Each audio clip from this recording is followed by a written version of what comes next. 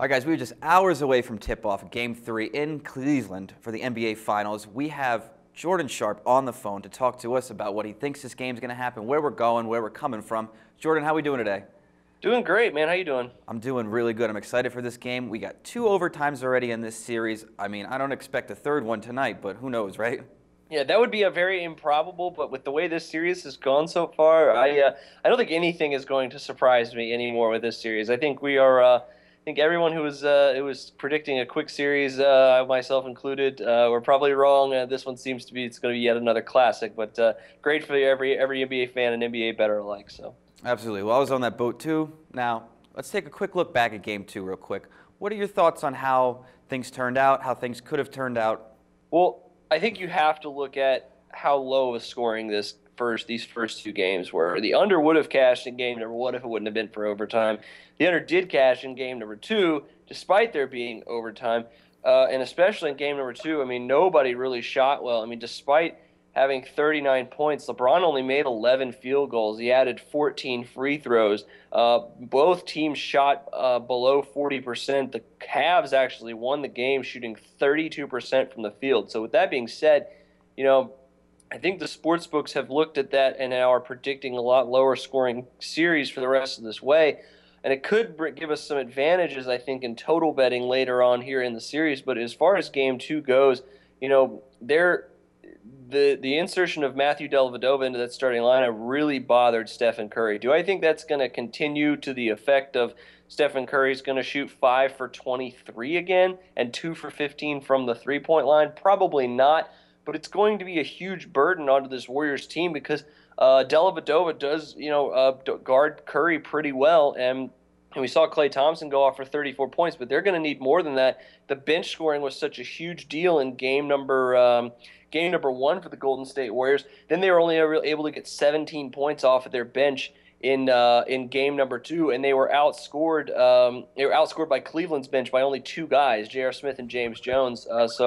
If that continues, I mean, the Cleveland Cavaliers absolutely have a good shot at winning this series. But I think even though they are going back home, some people, I think myself included, are predicting that game number 2 was a little bit of a wake-up call for this Golden State Warriors team. I think the Cavs may have awoken the beast a little bit here. I'm excited to see kind of how this young Warriors team bounces back here tonight in Game 3. Yeah, absolutely agree. Like you touched upon, Dellavedova really put not a hurting, but he was really all over Curry all night. However, he got his shots off. He did miss them, but he did get his shots up over him. Now, generally, he would hit those, and I don't know if it was the pressure that was doing it, personal pressure, or the pressure of the game that happened for him. What did you see from Curry that really made you, I don't know, a little questioning? I mean, Dellavedova's defense was definitely the biggest factor. He missed a lot of open shots, too. And, I mean, Stephen Curry has not been shooting well this series, and he didn't shoot well in game number 1 with Kyrie Irving on him most of the game. And Kyrie Irving was playing very, very good defense until he went down with that unfortunate injury. So I think it's just a matter of Curry needs to, I think realize that he's the MVP and he's got to take over this series, or else they have a very good shot at losing. I think Dellavedova is probably going to still limit him, but as long as Curry's shooting around 40% from the field, I think the Warriors are going to win this game. So, he missed some open shots, like I said. I think especially early in the first quarter, he was missing a lot of threes. He took too many threes, I think. I think that he's becoming a little bit more predictable to guard. If you look at him, I think a lot of defenses are just kind of expecting him to step back and shoot the 3 instead of drive to the hole. And when he did drive to the basket, he actually had a little bit of success. That late shot in the, I believe in regulation that tied the game, that little floater finger roll.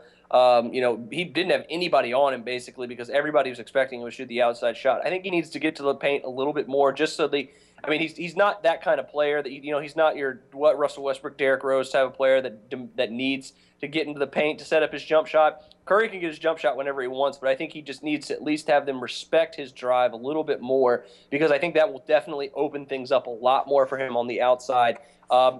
15 threes is not too much for him. This team shoots a lot of threes, but he needs to shoot a lot less contested threes, get his shots more in rhythm instead of off the dribble. I think that's going to help him tonight. I think that's exactly what Steve Kerr and Alvin Gentry and that coaching staff are telling him tonight for this game, and I fully expect him to have a better shooting performance here tonight.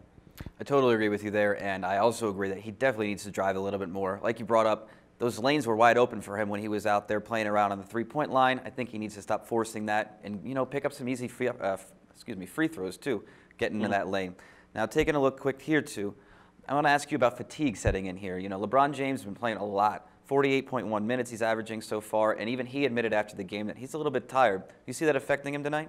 I mentioned yesterday when I looked into the what we kind of learned from game number 2, and I think one of the biggest things that I took away from that was if you looked in in LeBron's post-game press conference that was right after the game on the court, he looked gassed. I mean, he looked absolutely exhausted. And I think that the quick turnaround for game number 3 is going to affect this Cavs team a little bit, but going back home I think mitigates that just a little bit. I wouldn't be surprised if the Cavs came out, especially LeBron, and looked a little tired. I think Dellavedova expended a lot of energy guarding Stephen Curry. Iman Shumpert expended a lot of energy attempting to guard Klay Thompson. It wasn't very successful. But I think it could play a factor. I don't know if it's going to be tonight that it plays a factor, but it is going to at some point later in this series. And now that we have a tie series, assuming it goes long, that's definitely going to hurt the Cavs more than the Warriors. But like I said, I don't know if it's going to be tonight because that home crowd, it may give them, the adrenaline they need. I mean, the Q is absolutely going to be a madhouse tonight. So I wouldn't be surprised if we saw fatigue start to play a factor. I just don't yet know if it's going to be this early in the series. Well, when it does rear its head up, is that going to be something that affects the Cavaliers' ability to control the tempo?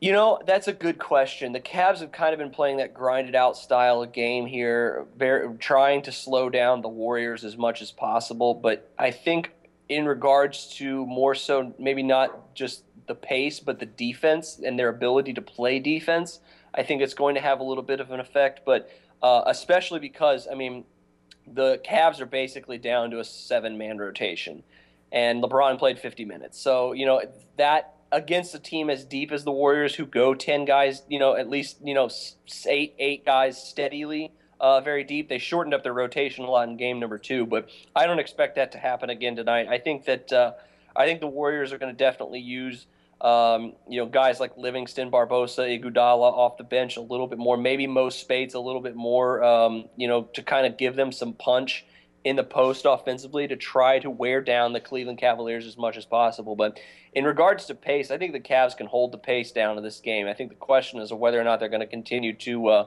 force guys like Steph Curry to go 5 for 23, so we'll see. But it would not surprise me to see that defense start to falter off just a little bit here. It's one of the reasons why I think the over could have a lot of value here tonight at 194 points. You're already seeing the total start to creep back up. I'm surprised it's taken this long.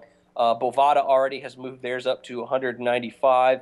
Heritage has it at 194.5 after it opened at 194.5. So if the jump shots start falling and these two teams shoot over 40% tonight, I think you could easily see this total go over because, like you said, the fatigue factor could start setting in here anytime.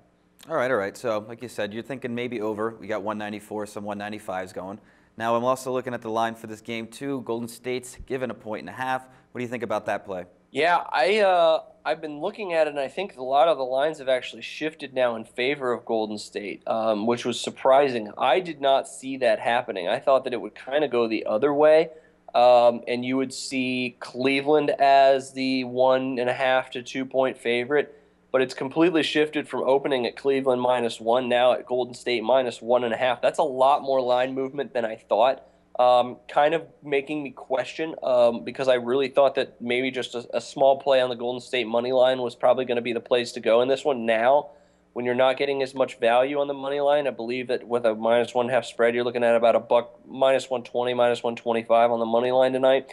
Still pretty good value, but if there was a time the Golden State Warriors to bounce back, it's going to be tonight. Even though they are on the road, they obviously don't have the home court advantage anymore. But you're looking at a team that is very, very deadly, and I think they may have just slipped into a little bit of a lull after the Kyrie Irving injury and relaxing a little bit after game number 1. So, Golden State, I think the value is not as good as it was when the line opened, but you could probably still convince me that the Golden State Warriors are the play here tonight despite being on the road. I think along with the over, the favorite, normally if the over looks good, the favorite is normally pretty good too in my eyes. And I think that could be where you go tonight. Now, I'm not one to count out LeBron James anymore. If you're still counting out LeBron James, you should really just stop watching basketball. But, he's going to need to continue putting up these Herculean efforts. And like we talked about earlier, it's with the fatigue factor. You don't know when it's going to, those legs are going to start feeling heavier and heavier. And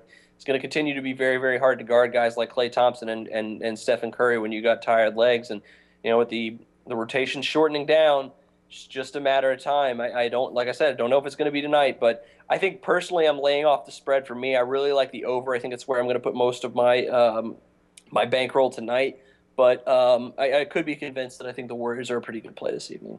All right, Jordan, listen, I want to thank you for coming out, taking the time out to talk to us about this today. Hey, no problem, guys. Best of luck to everybody tonight, and hopefully we're in for yet another classic. We can only hope. And listen, guys, all NBA Finals long, be sure to keep coming back here, sportsbookreview.com for your winning picks.